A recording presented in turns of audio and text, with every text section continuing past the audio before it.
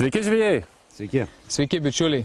Kaip matote, šiandien esame Druskininkuose. Šalia mūsų yra geras bičiulis Arūnas ir šiandien esame ant Nemuno kranto, pasiryžę pagauti pirmuosius šiais metais mums šapalus. Ir Arūnas, kaip matote, stovi su spinningu. Šiandien nusprendė daugiau pasivaikščioti Nemuno pakrantį ir paieškoti jūsų vobleriukų pabandyti.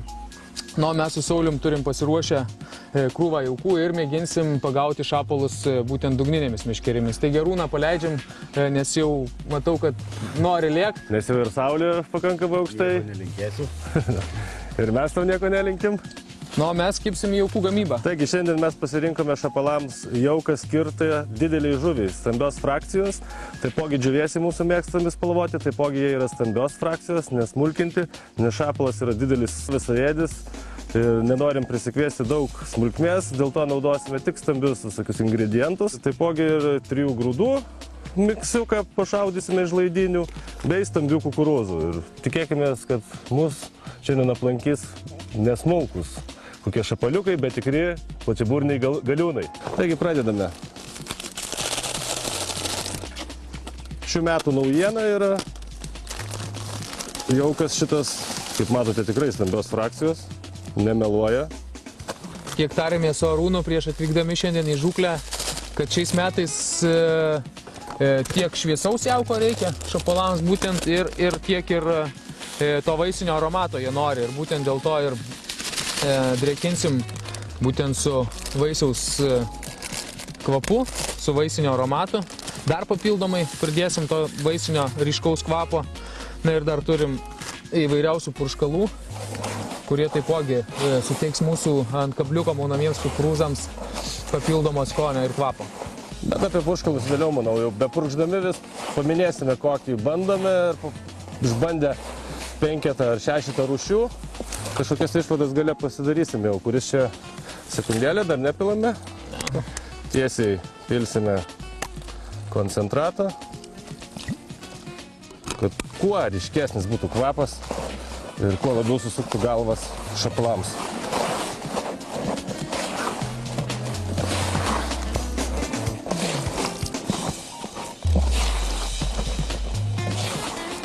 Na ir šiek tiek simboliškai dėsime klijų, kad ne taip greitai mums iš šėryklos išplautų jauka.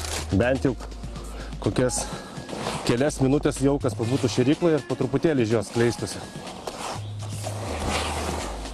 Tačiau daug nededame, kadangi jaukinsime tik su šėryklomis, tai norim geriau dažniau permetinėti meškerės ir kad kuo daugiau to jauko išeitų iš šėryklos, judėtų tas takas ir viliotų šapalą pakankamai iš toli.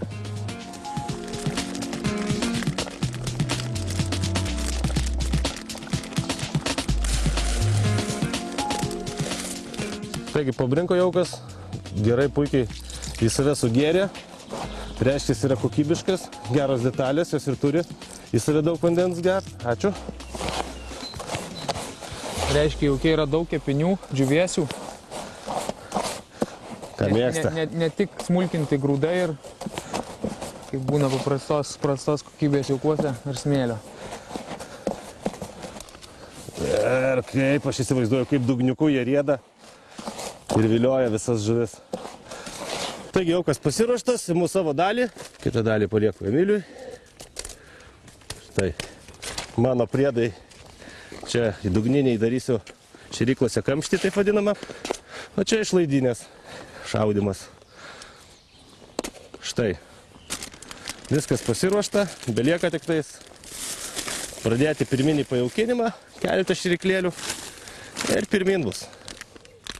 Na, matėt, Saulis prisidėjo ten visokiausių purškalų, kamščių, kažkokių įmantrybių. Aš viską darau paprastai. Jaukas, kukurūzai iš prekybos centro, galbūt pašaudysim jų šiek tiek iš laidinės. Ir viskas elementariai paprastai. Svarbiausia yra gerai pasirinkti vietą.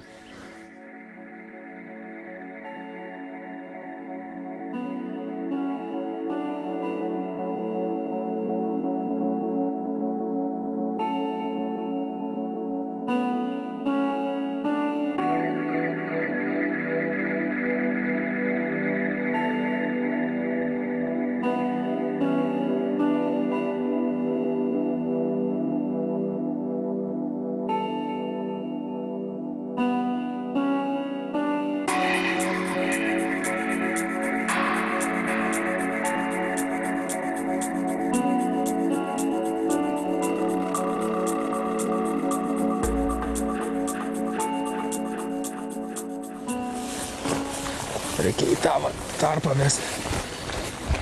Laikyk, aš nueisiu, įbrisiu. Jeigu dar yra.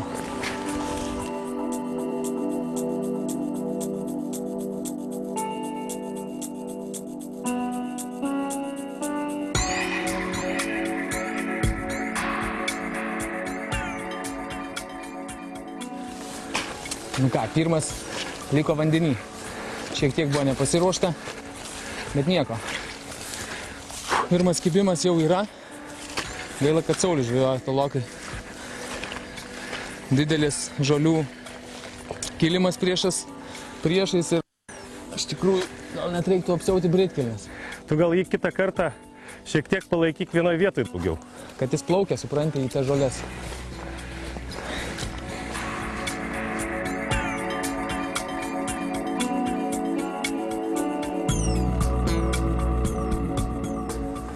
Ir ta proga norėčiau iškart šiek tiek apie vietą papasakoti, kurią pasirinkau. Matot, ties manim dar pakankamai eina stipri srovė. Ir štai ten maždaug kur valas mano nueina, užmestas. Ten šiek tiek sulėtėja, panašu, kad yra gal šioks toks pagilėjimas.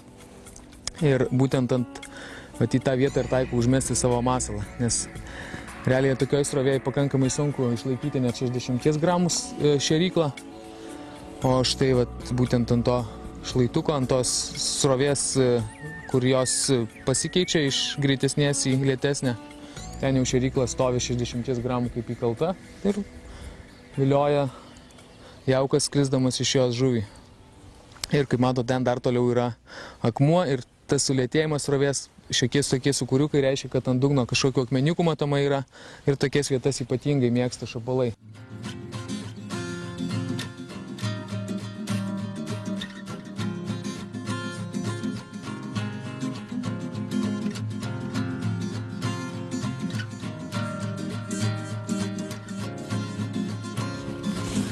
Turi? Aha. Neša į žolės, šapalas, ar vėl, matau, baigsis kaip praeitą kartą. Gal nors jį pavyks pakelt šį kartą. O, žuvis nedidelė. Ir netgi ne šapalas. O puikiausias nemuninis plakis. Nu kągi, irgi žuvis, pirma. Smagu.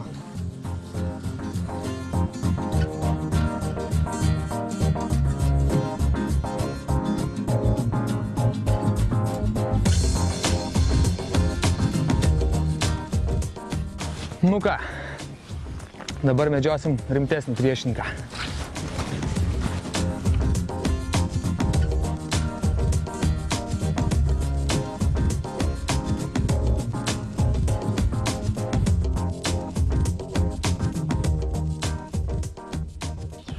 Štai mano pirmasis šapaliukas, visas, kaip matote, net aplipęs raudonais džiūvėsių gabaliukais. Reiškia, kažkur tai trynėsi prie mano šėryklos ir matomai ragavo džiūvėsius. Pirmas nedidelis, vieną kibimą tikrai galingą turėjau. Gaila nespėjo operatorius išfiksuoti, vos nepraradau savo meškerės. Nieko, reiškia, į jauką po truputį atkeliauja žuvis. Taigi, kaip ir minėjau pačioj pradžioje, esu šiandien nusiteikęs įvairiausius išbandyti kvapus. Labai puikiai man kvapai suveikė gaudant plūdinę meškerę, karšius lynus ir, manau, pasiūlysiu jiems mandarino kvapą. Pasižiūrėsime, koks poveikis. Štai yra naujas kvapas. Specialiai pagal mūsų užsakymą mums vengrai pagamino mandarino kvapą. Baltai žuviai tai labai viliojantis kvapas.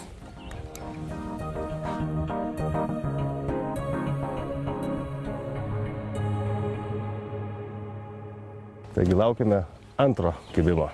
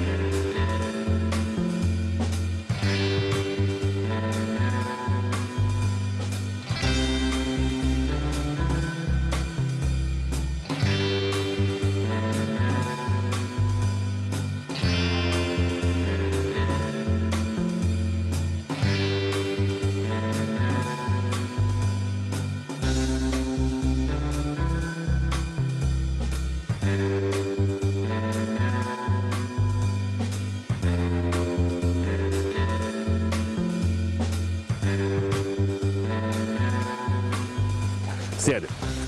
Yra geras. Geras? Geras.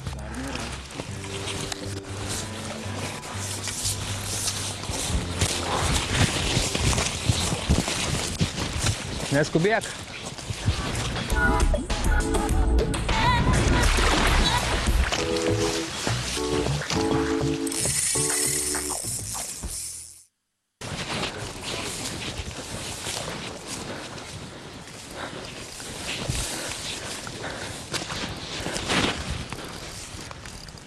Geras tikrai.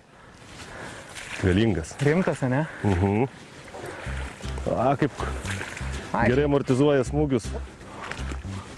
Prieš srovę pastatysiu, kaip gražiai linksta, žiūrėk, meškirė. Aha. Aš jį ramiai ten. Jis čia labai geras, žinok. Ant srovės. Kokie, žinok, 1,5, tai čia minimum. Man patinka, kai žvejai sveria dar neištraukia. Tai jo. Čia va, vesk, Sauliau. Tu sau. Nu, rimtai geras. Davė jau. Nu, kaip matot, Sauliau tikrai neeilinis laimikis. Ir kaip jis sakė, sėdu ant rimto. Tu gaudyk mažus, o aš gaudysiu didelius. Na va, ir vienas užkibo mažesnis. Ir štai čia, žiūriu, niekaip neišeina jam iki graibšto privesti. Srovė šitą vietoj pakankamai didelė.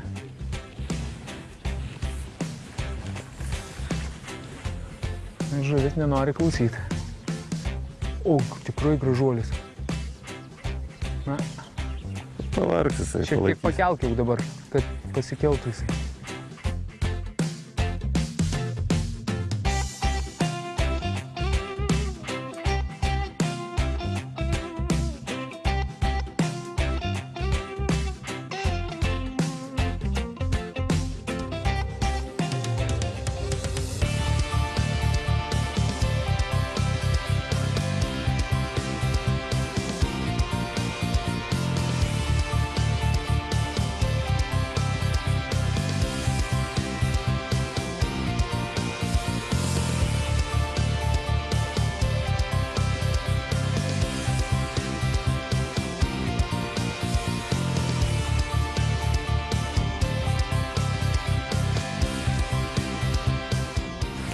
Tai taip, gerbėmieji žiūrovai, tokie galingi šapalai gyvena Nemune.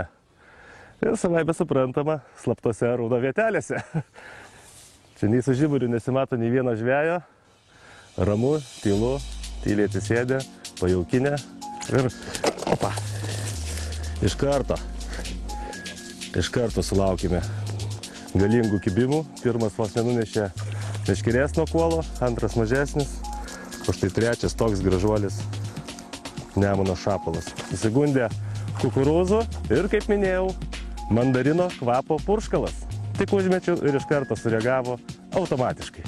Mėgsta mandarino kvapą karpinės žuvys. Emilis šiek tiek pasirinko kitokią vietą, jisai daugiau sėdi tokioje ramesnėje gal vietelėje, kur srovė lenkėsi ir šiek tiek lėtėja. Ir jisai pirmas sulaukė kibimų, tiesiog gal greičiau ten susirado jo jauką žuvis. Nu, man reikėjo šiek tiek pamėtyti ir susirasti tą tašką, kuriame galėtų stovėti žuvis ir kur jaukas koncentruojasi, tai reiškia, ar kažkoks kliuvinys yra ir už jo užsilaiko kažkas panašaus. Ir aš atsisėdau ant tokio kampo, kad man patogiau būtų mesti ir visiems rekomenduoju visokius iškišulius, kampus, pasirinkti žvybai, tai yra tikrai patogi vieta. Tiesiog metame įstrižai, prilaikome ir pati srovė pastato jūsų šėryklą į tą vietą, kur turėtų jinai būti, tvarkingai, atsistoja, nieko neneša, vieta pasirinkta protingai, patogu išsitraukti žuvį. Emiliui šiek tiek sudėtingiau, jis turi bristi iki pažastų praktiškai.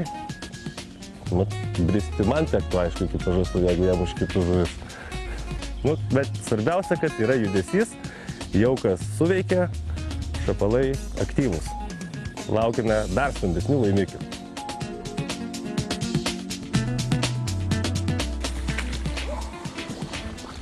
nėra gal pats didžiausias, bet...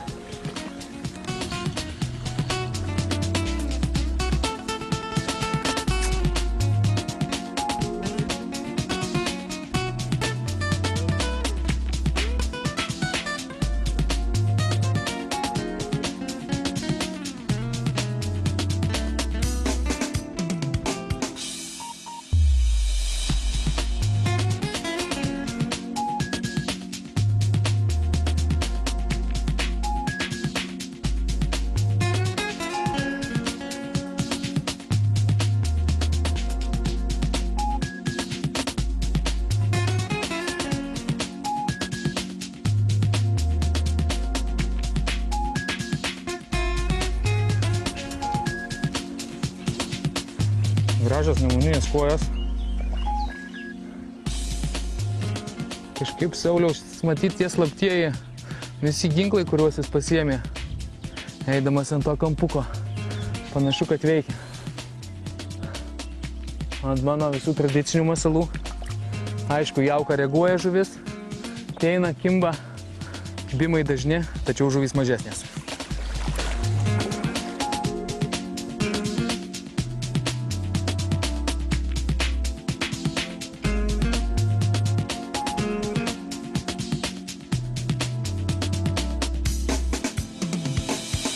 Ir puikiai proga per pietų pertrauką pakalbėti apie šėryklėlės. Kokias šiandieną naudojame ir kokias rekomenduotumėm naudoti, ar tai stovinčiam vandenį, ar tai kaip šiandien mes gaudome upėje. Šiandien mes gaudome štai vat su tokiamis Drinan firmos šėryklomis. Vat tokios formos būtent rekomenduoju naudoti upėje, kur yra stipresnė srovė, nes jinai yra uždara.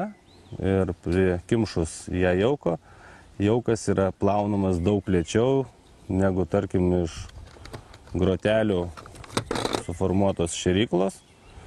Čia automatiškai, savaime suprantama, srovė per visus galus traukia jauką iš šėryklos ir jinai gal tokiam pirminiam startui labiau tinka žvejybos, kai tik atvažiuojate į žuklavietę ir norite greičiau pajaukinti vietą, arba pavyzdžiui su ranka ten nedametate, tai reikia naudoti tokio tipo šėryklas, arba net dar yra specialios tokios didesnės, šiandien aš su savimi nepasiėmęs, kurios skirtos grynai jaukinimui, arba tiesiog pradedant žvejybą reikia dažniau permetinėti ir naudoti va tokias šėryklas, kad pajaukinti savo žuklavietę. Taipogi šitos šėryklos labai idealiai tinka stovinčiam vandenį, savaime suprantame, ežeruose.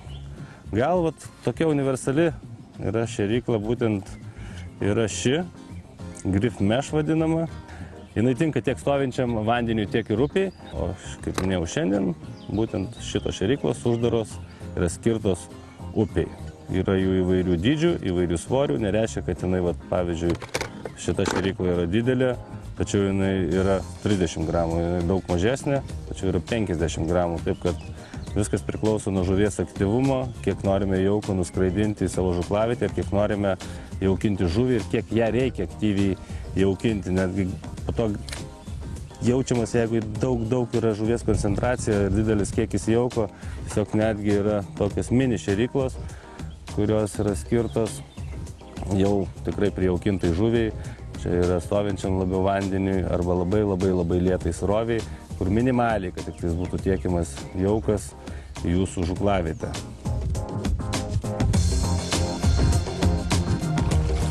Na va, prieš lietų, kuris panašu, kad prasidės jau netrukus, dar štai toks gražuolis susivilioja. Panašu, kad šapalai jau pasitraukia. O štai, garšiokas. Na, plauk. Gerai, o mes, manau, Sauliau, gal baigsim savo žvejybą. Netikėtai užpuolė lietus. Manau, įsitikiname, kad jaukas šiandien tikrai stambios frakcijos yra veiksmingas. Ir taipogi šiek tiek mane nustebino mandarino kvapas, kurį naudojau, iš tikrųjų gerų davė rezultatų. Ar tai atsitiktinumas, negaliu pasakyti, pirmą kartą jį naudojau. Savaime suprantama, kitą kartą atvykus į šapalų žūklę tikrai aš jį su savim turėsiu ir tikrai dar kartą bandysiu. Ir jeigu antrą kartą pasitvirtins šitas kvapas, tai mano arsenalis jisai tikrai atguls, kaip šapalų ypatingas vilioklis.